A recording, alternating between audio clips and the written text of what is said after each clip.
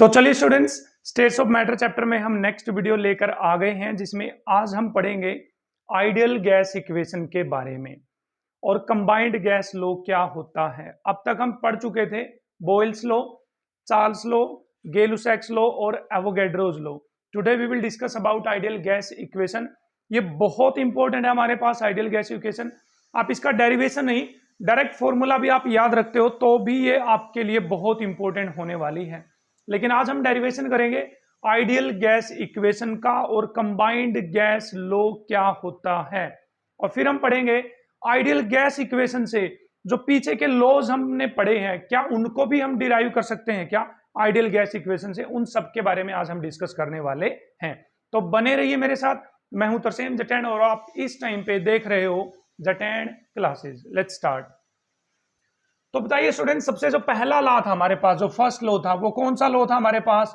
वो था बच्चे हमारे पास बॉयल्स लॉ। Boyle's law. तो बताइए बॉयल्स लॉ के अकॉर्डिंग हमारे पास क्या था भाई? क्या बोल रहा था बॉयल्स लॉ? मार्कर ले लूं मैं दूसरा एक बार। बॉयल्स लॉ ने बोला था हमारे पास कि यदि आपके पास टेम्परेचर कांस्टेंट है, टेम्परेचर रिमेनिंग कांस्टेंट, तो कौन कौन बच गए हमारे पास? जो वॉल्यूम है, ठीक है, वॉल्यूम जो थी हमारे पास वो इनवर्सली प्रोपोर्शनल थी प्रेशर के। ये ऐसा था या नहीं था? ये बॉयल्स लॉ की स्टेटमेंट है या नहीं है? बिल्कुल है स्टेटमेंट। नेक्स्ट बढ़े, यदि मैं चार्ल्स लॉ की स्टेटमेंट कहूं आपसे, बताइए कि चार्ल्स लॉ की क्या स्टेटमेंट थी। चार्ल्स लॉ में क्या कांस्टेंट था बच्चे हमारे पास? प्रेशर कांस्टेंट होता है। अब प्रेशर कांस्टेंट होने के साथ साथ अब हमारे पास कौन कौन बच गए हैं? वॉल्यूम बच गया है और हमारे पास टेम्परेचर बच गया। तो बताइए वॉल्यूम और टेम्परेचर का क्या रिलेशन था? कि वॉल्यूम डायरेक्टली प्रोपोर्शनल थी टेम्परेचर के, रिमेनिंग प्रेशर कांस्टेंट। यदि प्रेशर हमारे पास कांस्टेंट रहता है तो की बात है ये, ठीक है स्टूडेंट्स। तो volume is directly proportional to temperature according to Charles law. यदि मैं आपसे बात करूं कि एवोगैड्रोज लॉ के अकॉर्डिंग, बताइए भाई एवोगैड्रोज लॉ के अकॉर्डिंग क्या था? एवोगैड्रो लॉ के अकॉर्डिंग था कि volume is directly proportional to number of molecules of gas के। तो as you can see first, second और थर्ड में हमने वॉल्यूम का रिलेशन निकाला है प्रेशर के साथ, टेम्परेचर के साथ और नंबर ऑफ मोल्स के साथ।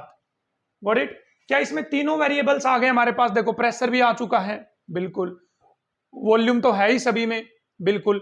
टेम्परेचर भी आ चुका है, बिल्कुल। नंबर ऑफ मोल्स भी आ चुके हैं, ठीक है। तो इस इक्वेशन को मैं यदि फर्स्ट मान लूं, इस इक्वेशन को सेकंड मान लूं, तो इक्वेशन को थर्ड मान लूं, तो from first, second and third equation देखिए क्या होगा हमारे पास। क्या मैं लिख सकता हूं कि volume is inversely proportional to pressure? देखिए inversely proportional to pressure multiply directly proportional to temperature, directly proportional to temperature, got it, multiply directly proportional to number of moles of gas. कहने का मतलब ये है मैंने इस इक्वेशन को combine कर दिया है बच्चे, इन तीनों इक्वेशन को कंबाइन कर दिया। वॉल्यूम वॉल्यूम वॉल्यूम थी तीनों इक्वेशन में। वॉल्यूम प्रेशर के inversely proportional as you can see, volume temperature के directly proportional as you can see, volume is directly proportional to number of moles of gas. यहां से हमें पता चल रहा है। तो देखिए V is N divide by P into T लिख सकते हैं। देखिए N को आगे लिख दिया मैंने, P डिवाइड में है और T is equal to as it is, got it. तो अब हमें डायरेक्टली प्रोपोर्शनल का साइन यहां से हटाना पड़ेगा, तो हमें लिखना पड़ेगा V इज इक्वल्स टू, तो यहां पर एक यूनिवर्सल गैस कांस्टेंट लेके आएंगे। बड़ा कांस्टेंट है, बड़ा का मतलब बड़ा नहीं है, इसका मतलब है एक कंबाइंड गैस लॉ का हमारे पास कांस्टेंट आ रहा है, उसको गैसियस कांस्टेंट बोलते हैं R। आर हमारे पास क्या है यहां पर? गैसियस कांस्टेंट, गैसियस कांस्टेंट है। तो V is equals to R N T divide by क्या आ गया मेरे पास? P आ गया है।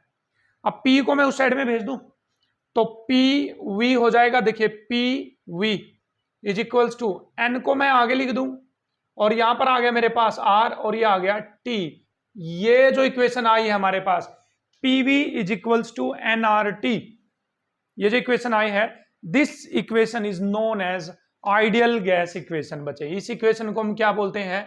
आइडियल गैस इक्वेशन बोलते हैं। तो लेट मी रिपीट, कि ये कहां से आई है आइडियल गैस इक्वेशन, एक बार फिर से देख लेते हैं। हमारे पास बॉयल्स लॉ के अकॉर्डिंग है कि टेम्परेचर कांस्टेंट है तो वॉल्यूम प्रेशर के इनवर्सली प्रोपोर्शनल होगी। ये बॉयल्स लॉ में हमने पीछे पढ़ा था। चार्ल्स लॉ में हमने पढ़ा कि यदि प्रेशर कांस्टेंट तो volume is directly proportional to temperature. Avogadro's law में पढ़ा हमने वॉल्यूम जो है number of moles of gas के डायरेक्टली प्रोपोर्शनल होती है। क्योंकि इन तीनों लॉज में सभी वेरिएबल्स आ गए हैं, volume, pressure, temperature and number of moles, तो मैं इन तीनों इक्वेशंस को अब कंबाइन कर रहा हूं। So I can write these three equations as volume is universally proportional to pressure, directly proportional to temperature, directly proportional to number of moles of gas. Rearrange किया मैंने इस इक्वेशन को, n को आगे लिख दिया, t as it is, p divide में है। अब हमें पता है कि डायरेक्टली प्रोपोर्शनल का साइन हटाने के लिए हमें कोई कांस्टेंट लेके आना पड़ेगा, क्योंकि सभी लॉज गैस के लिए हैं। तो यहां पर जो कांस्टेंट यूज किया जाएगा वो गैसियस कांस्टेंट यूज किया जाएगा, उसको r से जाना जाता है। तो v equal to r N T divide by p आ गया। मैंने p को साइड में ले आया, मैं pv इक्वल टू क्या हो गया मेरे पास, nRT। This pv is equals to nRT is known as ideal gas equation. तो let me write it again, pv is equals to nRT। But यहां पर आप देखिए भाई कितने मोल्स हैं, n नंबर ऑफ मोल्स, ये है n number of moles of gas के लिए, मोल्स ऑफ गैस के लिए है। बट यदि मैं number of moles of gas 1 consider करूं, 1, तो बोलिए बच्चे n की वैल्यू कितनी आ जाएगी, यहां पर 1 आ जाएगी। तो let me put the value of n is equal to 1, तो pv will be equal to, n की जगह 1 पुट कर दिया तो RT हो गया भाई, RT।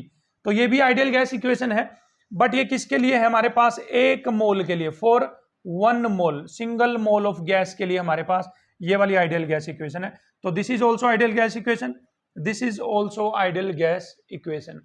ऐसी गैसेस जो इस लॉ को या इस इक्वेशन को फॉलो करती हैं, मतलब आपने डिफरेंट टेम्परेचर, डिफरेंट प्रेशर पे उनकी वॉल्यूम वगैरह मेजर करी, यदि वो इस इक्वेशन में फिट बैठती इनकी वैल्यू पुट करने के बाद, तो ऐसी गैसेस को हम बोलेंगे ideal gases. And the gases which do not obey ideal gas equation, such gases are known as real gases. In next videos हम पढ़ेंगे कि रियल गैस इक्वेशन क्या होती है। हाल फिलहाल हमने आज सीखा कि आइडियल गैस इक्वेशन क्या होती है। भाई आपको अब डाउट चल रहा होगा सर ये गैसेस कांस्टेंट की वैल्यू क्या आएगी, तो हम इसके लिए एक सेपरेट छोटी सी वीडियो बनाएंगे 5 या 7 मिनट की, जिसमें हम आर की वैल्यूज याद करने की ट्रिक बताएंगे और वो वैल्यूज कहां से आती हैं, इन सब के बारे में हम डिटेल में डिस्कस करेंगे अलग वीडियो के अंदर। तो ये है फाइनली हमारे पास आइडियल गैस इक्वेशन। अब प्रोसीड करते हैं हमारे पास कंबाइंड गैस लॉ की तरफ। Let's proceed. तो चलिए स्टूडेंट्स प्रोसीड करते हैं कंबाइंड गैस लॉ की तरफ। देखिए as the name suggest, combined का मतलब होता है सारे के सारे लॉज इसमें कंबाइन हो जाएंगे। तो इसका मतलब हम इस लॉ में फाइंड आउट करेंगे यदि कहीं पर प्रेशर भी चेंज हो रहा है, वॉल्यूम भी चेंज हो रही है, टेम्परेचर भी चेंज हो रहा है, तीनों के तीनों वेरिएबल चेंज हो रहे हैं, तो वहां पर इनिशियल कंडीशंस और फाइनल कंडीशंस के बीच में क्या रिलेशन होने वाला है, इसी को बोला जाएगा हमारे पास combined gas law. Even number of moles of gas भी यदि चेंज हो रहे हैं तब भी हम पता करेंगे कि कंबाइंड गैस लॉ की क्या इक्वेशन होने वाली है। तो लेट्स प्रोसीड। आपको पता ही है कि आइडियल गैस इक्वेशन अभी अभी हमने पढ़ी है, पीवी इज इक्वल्स टू किसके इक्वल है बच्चे, एनआरटी के इक्वल है। ठीक है, तो यहां से पीवी मैं टेम्परेचर को ले आऊं इस साइड में, PV by T is equals to NR. If n is equals to constant, मान लीजिए गैस के जो नंबर ऑफ मोल्स हैं बच्चे वो कॉन्स्टेंट है हमारे पास, तो can I write it like PV divide by T is equals to constant. बोलिए लिख सकते हैं नहीं लिख सकते हैं भाई, आर तो कॉन्स्टेंट है ही, नंबर ऑफ मोल्स मैंने कॉन्स्टेंट कर दिए, तो PV by T is equal to constant आ गया नहीं आ गया, बिल्कुल।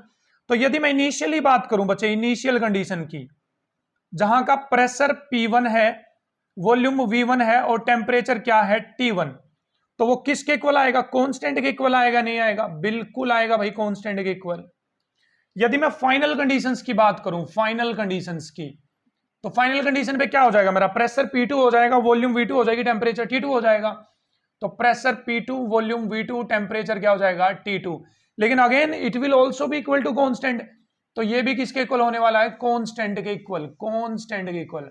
सो as you can see from this equation and this equation, both equations are equal to constant, hence we can write it like that कि P1 V1 divided by T1 is equals to P2 V2 divided by T2। अरे भाई दोनों ही constant के equal है, ये भी constant के equal, ये भी कांस्टेंट के इक्वल, तो दोनों की वैल्यू तो सेम ही आएगी ना, और दोनों सेम कांस्टेंट के इक्वल है। तो P1V1 by T1 is equal to P2V2 by T2। ये जो इक्वेशन आपके पास आई है, this is known as combined gas law. क्या बोलेंगे बच्चे इसको? हम कंबाइंड गैस लो बोलेंगे। तो यहां पर हमने नंबर ऑफ मोल्स को भी कांस्टेंट किया है।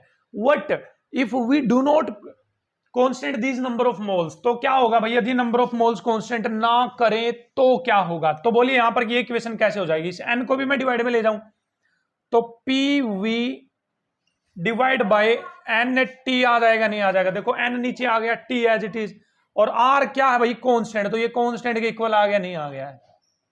बिल्कुल आ गया भाई। तो इनिशियल और फाइनल कंडीशन को मैं डायरेक्ट इक्वेट कर रहा हूं यहां पर, तो आपके इक्वल आ जाएगा P1V1 डिवाइड बाय N1T1। देखिए P1V1 divide by N1T1 will be equal to P2V2 divide by N2T2। इसके इक्वल आ जाएगा हमारे पास। अगेन ये भी क्या बोला जाएगा हमारे पास? Combined gas law. बट ये इक्वेशन अप्लाई होगी जहां पर नंबर ऑफ मोल्स कांस्टेंट नहीं है, ये अप्लाई होगी जहां पर नंबर ऑफ मोल्स कांस्टेंट है। बट मोस्ट प्रोबेबली आपको इससे कोई न्यूमेरिकल नहीं पूछा जाएगा, ये इतना काम का है नहीं। आप डायरेक्ट ये इक्वेशन अप्लाई करेंगे, P1V1 by T1 is equal to P2V2 by T2, ये आप अप्लाई करने वाले हैं। तो इस तरह से हमारे पास कंबाइंड गैस लो हमारे पास आ गया। देखिए इसमें प्रेशर भी है, वॉल्यूम भी है, टेम्परेचर भी है, प्रेशर भी है, वॉल्यूम भी है और टेम्परेचर भी है, सब कुछ आ गया है। तो इसीलिए सारे के सारे वेरिएबल इसके अंदर आ गए हैं, प्रेशर, वॉल्यूम एंड टेम्परेचर, इसलिए इसको बोला जाता है कंबाइंड गैस लो। चलिए बात कर लेते हैं हम कि क्या आइडियल गैस इक्वेशन से हम बॉयल्स लो, चार्ल्स लो, टेम्परेचर, वो जो ये एवोगैड्रोज लो है, इनको डिराइव कर सकते हैं, नहीं कर सकते हैं? अगली 5 मिनट में अब हम यही करने वाले हैं। लेट्स डिराइव कि किस तरह से आइडियल गैस इक्वेशन से हम डिफरेंट जो गैसियस लोज हैं उनको निकाल सकते हैं। चलिए देखते हैं। तो चलिए स्टूडेंट्स देख लेते हैं भाई किस तरह से हम निकालेंगे। देखिए आपके पास आइडियल इक्वेशन है PV इक्वल टू nRT। तो सबसे पहले यदि मैं कहूं कि बॉयल्स लो यहां से किस तरह से निकल सकता है, बॉयल्स लो, तो बॉयल्स लो के लिए बच्चे आपको टेम्परेचर क्या रखना पड़ेगा? कांस्टेंट रखना पड़ेगा, और नंबर ऑफ मोल्स भी क्या रखने पड़ेंगे? कांस्टेंट। तो देखिए टेम्परेचर कांस्टेंट हो गया, नंबर ऑफ मोल्स कांस्टेंट हो गया, आर तो कांस्टेंट है ही हमारे पास। तो बताइए PV इज इक्वल्स टू, ये N भी कांस्टेंट हो गया देखो, और T भी कांस्टेंट हो गया, तो PV इक्वल टू कांस्टेंट आ गया, नहीं आ गया? बिल्कुल आ गया भाई, PV इक्वल टू कांस्टेंट। यही तो हमारे पास क्या था? बॉयल्स लो। इनिशियल कंडीशन हो जाएगी P1V1, फाइनल कंडीशन हो जाएगी P2V2, ये इक्वल हो जाएंगे एक दूसरे के, हेंस बॉयल्स लो। इस तरह से क्या निकल जाएगा? बॉयल्स लो। भाई मैं मार्कर ले लूं एक बार। चलिए चार्ल्स लो की तरफ प्रोसीड कर रहे हैं। चार्ल्स लो, चार्ल्स लो में हमारे पास क्या कांस्टेंट था बच्चे? प्रेशर कांस्टेंट था, और दूसरा नंबर ऑफ मोल्स भी क्या होते थे? कांस्टेंट। तो देखिए प्रेशर कांस्टेंट है तो V, इस P को मैं उस साइड भेज दूं क्योंकि प्रेशर कांस्टेंट है, तो NR डिवाइड बाय P। देखो NR डिवाइड बाय P आ गया नीचे, T इस साइड में आ जाएगा बच्चे, T इस साइड में आएगा, नहीं आएगा? बिल्कुल आएगा। अब देखिए number of moles constant, R constant, P constant, तो बताइए V by T equals to constant के इक्वल आ गया, नहीं आ गया? बिल्कुल आ गया। तो V1 by T1 will be equal to V2 by T2। बोलिए चार्ल्स लो भी हमने यहां से डिराइव कर लिया, नहीं कर लिया? बिल्कुल कर लिया भाई चार्ल्स लो भी। नेक्स्ट क्या था हमारे पास? गे-लुसैक्स लो था। गे-लुसैक्स लो में क्या constant he? Number of moles और वॉल्यूम बच्चे कांस्टेंट हमारे पास थी। तो नंबर ऑफ मोल्स कांस्टेंट करने, वॉल्यूम कांस्टेंट करने, तो वॉल्यूम को मैं इस साइड ले आऊं तो क्या हो जाएगा हमारे पास? P NR divide by V into T। यहां पे V आ जाएगा भाई, नीचे आ जाएगा V। वॉल्यूम कहां पर आ जाएगी? नीचे। आप T को इस साइड में ले आते हैं तो P by T will be equal to NR divide by V। तो बोलिए भाई number of moles constant, R constant, volume constant, तो P बाई T किसके इक्वल आ गया? कांस्टेंट के equal. Hence I can write P1 by T1 किसके equal हो जाएगा बच्चे? P2 बाई T2 के इक्वल हो जाएगा। ये कौन सा लो था हमारे पास? गे-लुसैक्स लो हमारे पास था। और एज यू कैन सी यहां से आपको दिख ही रहा है कि जो वॉल्यूम है number of moles of gas के डायरेक्टली प्रोपोर्शनल है। तो हम कौन सा लॉ भी अप्लाई कर सकते हैं यहां से? एवोगैड्रोज लो। तो इसीलिए तो जो आइडियल गैस इक्वेशन और कंबाइंड गैस लो एक जैसे ही है, इनमें सारे के सारा लॉज कंबाइंड है, सभी लॉज इसके अंदर ही पड़े हुए हैं। तो कहीं और से हम इक्वेशन नहीं ले गए, जो पीछे लॉज पड़े हैं उनका जो कंबाइंड रूप है ना, मिला हुआ रूप, मिला हुआ चेहरा, वो क्या है? आइडियल गैस इक्वेशन है। PV is equals to nRT। भाई दिमाग में डाल लीजिए, PV is equals to NRT. Got it? समझ गए हैं? चलिए कुछ स्पेशल केसेस की बात कर लेते हैं जहां पर आपको कहीं ना कहीं आइडियल गैस यूज करनी पड़ सकती है। तो वहां के न्यूमेरिकल्स हम बाद में डिस्कस करेंगे, पहले थ्योरेटिकल पार्ट को डिस्कस कर लेते हैं, कुछ स्पेशल केसेस। Let's proceed. तो चलिए स्टूडेंट्स बात कर लेते हैं थोड़ी सी और जो इंपॉर्टेंट है competitive exam point of view से। देखिए हमारे पास जो अभी अभी कंबाइंड गैस लॉ था वो था हमारे पास P1V1 divide by T1 is equals to P2V2 divide by T2। तो देखिए यहां से भी सारे के सारे लॉज एप्लीकेबल होते हैं नहीं होते। देखिए आप टेम्परेचर कांस्टेंट कर दो, देखिए टेम्परेचर हो गया कांस्टेंट, तो क्या बच गया P1V1 is equal to P2V2। तो भाई P1V1 इज इक्वल टू किसके इक्वल बच गया? P2V2 के इक्वल। समझ पा रहे हो नहीं समझ पा रहे हो भाई? बिल्कुल। दूसरा आप वॉल्यूम कांस्टेंट कर दो, देखिए वॉल्यूम कांस्टेंट कर दो आप, वी गया भाई कांस्टेंट हो गया तो गया, तो क्या बच गया P1 by T1 sorry P1 by T1 is equals to P2 by T2। बच गया नहीं बच गया? बिल्कुल भाई। देखिए वो कौन सा लो था हमारे पास? गेलू-सैक्स लो आ गया। तीसरे केस में आप क्या कांस्टेंट कर दीजिए बच्चे? प्रेशर कांस्टेंट कर दीजिए। देखो प्रेशर कांस्टेंट कर दो, प्रेशर गया तो V1 by T1 is equal to V2 by T2। V1 by T1 is equals to V2 by T2। बोलिए आ गया नहीं आ गया? समझ पा रहे हो नहीं समझ पा रहे हो? तीसरा इसको यदि मैं दूसरी फॉर्म में लिखूं P1V1 divide by N1 T1 is equal to P2V2 divide by N2 T2। Got it? यदि मैं n कांस्टेंट कर देता हूं, नंबर ऑफ मोल्स कांस्टेंट कर देता हूं यहां पर, तो क्या होगा?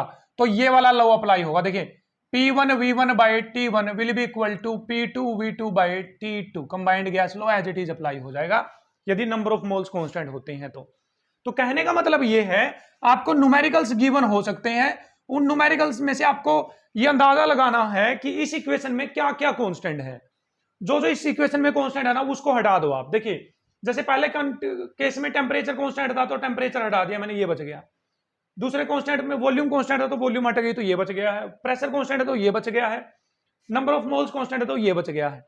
हालांकि आप यहां पर नंबर ऑफ मोल्स भी लिख सकते हो यदि कांस्टेंट नहीं है तो। जैसे प्रेशर कांस्टेंट तो नीचे आ जाएगा भाई, यहां पर pressure constant V1 T1 divide by N1 आ जाएगा, साथ में यहां पर आ जाएगा बच्चे N1। यहां पर लिख सकते हो या नहीं भी लिख सकते हो, जनरली आपके नंबर ऑफ मोल्स आपको कांस्टेंट ही मिलने वाले हैं। अब आगे आपको बोल सकते हैं कई केसेस में आपके पास जो कंटेनर है, कंटेनर वो रिजिड कंटेनर है बच्चे। कैसा कंटेनर है? Rigid container. अब रिजिड कंटेनर का क्या मतलब होता है वो देख लेते हैं हम। क्या मतलब होता है रिजिड? रिजिड का मतलब होता है ठोस, जो कंटेनर एक्सपेंड नहीं कर सकता भाई। मान लीजिए ये कंटेनर है आपके पास, इसमें आपने गैस भर रखी है और इसको जो दीवार है ना, दीवार, ये जो दीवार है वॉल्स, ये रिजिड है बच्चे, रिजिड। रिजिड का मतलब है ये अब एक्सपेंड नहीं कर सकती दीवार, मतलब लोहे की बनी हुई है दीवार, ये फूल नहीं सकता, एक्सपेंड नहीं कर सकता, ना ही पिचक सकता। तो बताइए उस टाइम पे वॉल्यूम कांस्टेंट हो जाएगी नहीं हो जाएगी भाई? ना तो ये एक्सपेंड कर सकता ना ये कॉन्ट्रैक्ट कर सकता, तो वॉल्यूम कांस्टेंट हो जाएगी या नहीं हो जाएगी? बिल्कुल हो जाएगी। और यदि वॉल्यूम कांस्टेंट हो गई तो बताइए इसी रिलेशन में आप क्या कर दोगे? वॉल्यूम को कांस्टेंट कर दोगे तो कौन सा लॉ लगाओगे आप? बोलिए वॉल्यूम कांस्टेंट कर दो तो कौन सा लॉ लगाओगे आप? तो वॉल्यूम कांस्टेंट में तो ये लॉ लगेगा आपके पास। वो देंगे नहीं आपको कि वॉल्यूम कांस्टेंट है, वो बोलेंगे कि कंटेनर रिजिड है आपके पास। क्या रिजिड है? कंटेनर रिजिड है। तो कंटेनर रिजिड हो गया तो क्या कांस्टेंट हो जाएगा बच्चे आपके पास? वॉल्यूम कांस्टेंट हो जाएगी। बोल सकते हैं कि गुब्बारे जैसा कंटेनर है जिसकी दीवारें फ्लेक्सिबल हैं। अब दीवारें यदि फ्लेक्सिबल है तो प्रेशर भी बढ़ सकता है, वॉल्यूम भी बढ़ सकती है, टेम्परेचर भी तो बढ़ सकता है, नंबर ऑफ मोल्स कांस्टेंट हो सकते हैं। तो उसके हिसाब से आप इस इक्वेशन से अंदाजा लगा सकते हो कि आपको कौन सा फॉर्मूला यहां पर अप्लाई करना है। समझ पा रहे हो नहीं समझ पा रहे हो? रिजिड कंटेनर का मतलब यहां पर क्या है? चलिए देखते हैं कुछ और केसेस। तो कुछ और केसेस में स्टूडेंट्स हमारे पास क्या हो सकता है, वो आपको बोल सकते हैं कि आपके पास एक कंटेनर है, ये कंटेनर, दूसरा कंटेनर इसके साथ जुड़ा हुआ है, ठीक है, और ये दोनों कंटेनर यहां से बंद है। हमने पीछे न्यूमेरिकल्स में भी किया था, ये कंटेनर बंद है। यहां पर एक गैस फिल कर रखी है जिसके नंबर ऑफ मोल्स हैं N1। क्या है नंबर ऑफ मोल्स हमारे पास? N1। यहां जो गैस फिल कर रखी है इसके नंबर ऑफ मोल्स हैं N2। ये है नंबर ऑफ मोल्स N2। अब जैसे आप यहां से कंटेनर को ओपन करोगे, देखो यहां से इसको ओपन करोगे तो इसके मोलिक्यूल इधर जाएंगे, इसके मोलिक्यूल इधर जाएंगे। तो फाइनल प्रेशर क्या होगा, फाइनल टेम्परेचर क्या होगा, फाइनल वॉल्यूम क्या होगी, तो उसके बीच में भी हम क्या फाइंड आउट कर सकते हैं, रिलेशन। तो भाई कंटेनर होने के बाद नंबर ऑफ मोल्स टोटल कितने हो जाएंगे, देखिए N1 नंबर ऑफ मोल्स शुरू में थे, N2 नंबर ऑफ मोल्स बाद में आए, तो टोटल नंबर ऑफ मोल्स के इक्वल हो जाएंगे, नहीं फाइनल के इक्वल। देखिए भाई मोल्स तो कांस्टेंट है ना, मोल्स तो चेंज नहीं होने वाले, जितने मोल्स इसमें हैं, जितने मोल्स इसमें हैं, तो इन दोनों में मोल कितने होंगे, फाइनल मोल्स हो जाएंगे N1 plus N2 equal to number of moles, that is final number of moles के इक्वल हो जाएंगे। इसमें तो किसी भी तरह का कोई डाउट नहीं है आपको, ठीक है स्टूडेंट्स। तो ये नंबर ऑफ मोल्स हो गए कंटेनर 1 के, ये नंबर ऑफ मोल्स हो गए कंटेनर 2 के, ये फाइनल नंबर ऑफ मोल्स हो गए। अब बताइए आपने पढ़ा है कि पीवी इक्वल टू क्या होता है, NRT, तो n किसके इक्वल आ गया बच्चे, पीवी डिवाइड बाई RT के इक्वल आ गया, नहीं आ गया, n PV divide by RT। तो बताइए N1 की वैल्यू क्या आ जाएगी, N1 तो किसके इक्वल आ जाएगा, P1 V1, R तो R ही रहेगा, तो T1 के इक्वल आ गया, P1 V1 R T1 के इक्वल आ गया, नहीं आ गया। N2 की वैल्यू क्या हो जाएगी बच्चे, N2 की वैल्यू इस इक्वेशन से डिराइव करो, N2 तो N2 किसके इक्वल हो जाएगा, P2 V2 divide by R as it is रहेगा, T की जगह क्या आ जाएगा, T2 आ जाएगा। तो वैल्यू पुट कर देते हैं यहां पर, तो देखिए N1 की वैल्यू आ गई हमारे पास P1 V1 divide by R T1 plus N2 की वैल्यू आ गई P2 V2 divide by R T2। तो फाइनल मोल्स कितने आ जाएंगे, फाइनल, तो फाइनल का प्रेशर क्या हो जाएगा, P फाइनल PF, वॉल्यूम क्या हो जाएगी, V final that is VF, R as it is रहने वाला है, टेम्परेचर क्या हो जाएगा बच्चे, T फाइनल हो जाएगा, क्या हो जाएगा, T फाइनल। यहां से R मैं कॉमन निकालूं तो R से R गया, तो मेरे पास आ गया P1 V1 divide by T1 will be equal to P2 V2 divide by T2 will be equal to, sorry plus आएगा भाई यहां पर, plus plus plus, P final V final divide by T final के equal आ जाएगा। तो again हमने ये निकाल लिया मिक्सर्स के लिए, किसके निकाल लिया है, मिक्सर्स के लिए। दो से ज्यादा कंटेनर हो सकते हैं तो यहां पर P3 V3 बाई T3 आ जाएगा, 4 कंटेनर हो सकते हैं, हजारों कंटेनर हो सकते हैं, फाइनल के इक्वल आ जाएगा। अब इस इक्वेशन को आप अप्लाई करके किसी भी तरह का न्यूमेरिकल सोल्व कर सकते हो, IIT JEE लेवल तक का न्यूमेरिकल आप आसानी से सोल्व कर पाएंगे, ठीक है, समझ में आ रहा है। देख लीजिए एक बार इस इक्वेशन को, टेक अ स्क्रीनशॉट, ठीक है बच्चे। तो देखिए आप इस इक्वेशन को भी आप सेम तरीके से अप्लाई कर सकते हो, इस इक्वेशन को आप सेम तरीके से अप्लाई कर सकते हो। क्या, यदि टेम्परेचर कांस्टेंट है तो क्या होगा, टेम्परेचर कांस्टेंट, तो टेम्परेचर की टर्म को उड़ा दो, देखो टेम्परेचर की टर्म को उड़ा दो, यहां से उड़ गई, तो क्या बच जाएगा, P1 V1 plus P2 V2 will be equal to PF VF, आ जाएगा, नहीं आ जाएगा भाई, बिल्कुल आ जाएगा। यदि वॉल्यूम कांस्टेंट है तो वॉल्यूम की टर्म को उड़ा दो, देखिए वॉल्यूम गई, वॉल्यूम गई, वॉल्यूम गई, तो क्या आ जाएगा, P1 by T1 plus P2 by T2 equal to PF by TF, समझ में आ गया। इसी तरह से हम इस इक्वेशन का अप्लाई करके निकाल सकते हैं फाइनल कंटेनर का प्रेशर, वॉल्यूम, टेम्परेचर, कुछ भी निकाल सकते हैं बाय यूजिंग दिस फॉर्मूला। यह है जब हमारे पास कंटेनर आपस में कनेक्टेड हैं, एक दूसरे से क्या है, जुड़े हुए हैं। तो चलिए अब बात कर लेते हैं एक लास्ट केस की, इसके बाद हम आइडियल गैस इक्वेशन और कंबाइंड गैस लॉ के इस वीडियो लेक्चर को यहीं पर वाइंड अप करेंगे। Let's proceed. तो चलिए स्टूडेंट्स लास्ट केस की बात कर लेते हैं। यदि आपके पास कंटेनर ओपन है तो क्या क्या कांस्टेंट होगा, कंटेनर ही खुला है भाई, कोई दिक्कत नहीं है। देखिए ये है आपके पास कंटेनर, यहां तक कि इसकी जो वॉल्यूम है वो है V, और इसमें है गैस। अब गैस तो बाहर भाग जाएगी, अब यहां पर प्रेशर गैस की तो बात करेंगे नहीं, तो यहां से बाहर से लगने वाला प्रेशर कौन सा होता है हमारे पास, एटमॉस्फेरिक प्रेशर, एटमॉस्फेरिक प्रेशर की ही बात होगी। तो कौन कौन कांस्टेंट हो गए यहां पर, देखिए एटमॉस्फेरिक प्रेशर तो कांस्टेंट होता है किसी भी जगह का एटमॉस्फेरिक, भाई मैं यहां पर हूं तो यहां का एटमॉस्फेरिक प्रेशर तो कांस्टेंट है ना, आप जहां पर हो वहां का एटमॉस्फेरिक कांस्टेंट है ना प्रेशर है, तो प्रेशर क्या हो गया बच्चे यहां पर, कांस्टेंट हो गया है, कांस्टेंट। अब कंटेनर की वॉल्यूम भी तो चेंज नहीं होगी, तो वॉल्यूम भी क्या हो गई हमारे पास, कांस्टेंट हो गई है। तो प्रेशर कांस्टेंट हो गया है हमारे पास, और क्या कांस्टेंट हो गई है, वॉल्यूम कांस्टेंट हो गई है। तो देखें यहां से टेम्परेचर, और क्या बच गया हमारे पास, नंबर ऑफ मोल्स, और क्या बच गया हमारे पास, R, इनके बीच में क्या रिलेशन हो जाएगा। तो देखिए NT को मैं इस साइड में रख लूं तो PV डिवाइड बाई R, जो जो कांस्टेंट है मैं उनको साइड में ले गया। देखिए pressure constant, pressure constant, volume constant, volume constant, R constant है, वो भी कांस्टेंट है। टेम्परेचर क्यों कांस्टेंट नहीं होगा भाई, गैस के एक्सपेंशन और कंप्रेशन से टेम्परेचर में चेंज आता है, वो बाद में बात करने वाले हैं हम, ठीक। तो ये जुगाड़मेंट किसके इक्वल आ गया बच्चे, कांस्टेंट के इक्वल। तो यहां पर NT किसके इक्वल आ गया है, कांस्टेंट के इक्वल आ गया है। तो NT यदि कांस्टेंट के इक्वल आ गया तो यू कैन अप्लाई कि N1 T1 यदि इनिशियल कंडीशन है तो N2 T2 क्या होगी हमारे पास, फाइनल कंडीशन होगी। तो यदि आपके पास कंटेनर, आपके पास ओपनड कंटेनर है, कैसा कंटेनर है, ओपनड, तो you will apply this equation N1 T1 will be equal to N2 T2। कोई आपको दिक्कत होने वाली नहीं है, यहां पर बिल्कुल भी आपको दिक्कत नहीं होनी चाहिए। तो ये थे भाई हमारे पास टोटल केसेस जहां पर हम आइडियल गैस को अप्लाई कर सकते हैं। एक और थोड़ा सा यदि आपको मॉडिफाई करने की बात आई, वो हम पीछे कर भी चुके हैं कि PV इक्वल्स टू nRT आपके पास है। n क्या है, नंबर ऑफ मोल्स। तो नंबर ऑफ मोल्स क्या होते हैं भाई, given mass divide by molar mass, RT के इक्वल आ गए यहाँ पर, ठीक है। अब मैं वॉल्यूम को यहां ले जाऊं, m को उधर ले जाऊं, तो मेरे पास हो जाएगा RM equal to W divide by volume, नीचे आ गई तो RT हो गया। इसको आप जानते हो बच्चे, ये किसके इक्वल होता है, डेंसिटी के इक्वल होता है भाई। तो यहां पर R किसके इक्वल आ गया मेरे पास, हाँ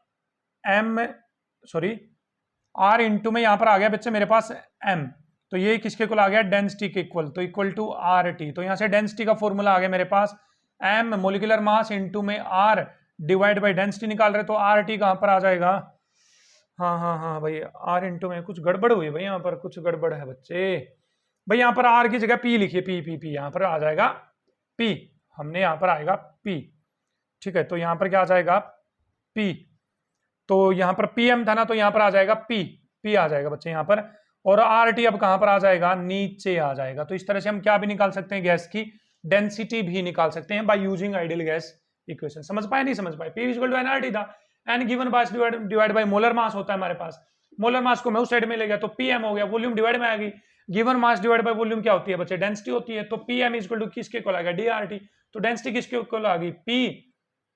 अब भी गड़बड़ है क्या, अरे M, ठीक है, PM, RT कहां चला जाएगा, नीचे, ठीक है। ये तो भाई होती रहती है कैलकुलेशन मिस्टेक, ठीक है, डेरिवेशन में इधर उधर हो जाता है कोई चीजें, तो आप कर लेंगे। हेंस हमारे पास यहाँ पर क्या निकाल सकते हैं हम, डेंसिटी निकाल सकते हैं। तो ऑलमोस्ट हमने आइडियल गैस के सभी केसेस पढ़ लिए हैं और जान लिया है कि आइडियल गैस हमारे पास क्या होती है और क्या होती है ideal gas equation, combined gas law क्या होता है और किस तरह से हम आइडियल गैस इक्वेशन को और कंबाइंड गैस लो को किन कंडीशंस पे किस तरह से अप्लाई करने वाले हैं। तो भाई नेक्स्ट वीडियो आपके लिए बहुत इंपॉर्टेंट होने वाली है। इससे नेक्स्ट वीडियो में हम पीछे जो आइडियल गैस इक्वेशन पढ़ी है, कंबाइंड गैस लो पढ़ा है हमने, चार्ल्स लो पढ़ा है, गेलुसैक्स लो पढ़ा है, एवोगैड्रोस लो पढ़े हैं, इन सब के न्यूमेरिकल्स लेकर हम नेक्स्ट वीडियो में आपसे मिलने वाले हैं। तो तब तक के लिए आप देखते रहिए चटैन क्लासेस। Thank you.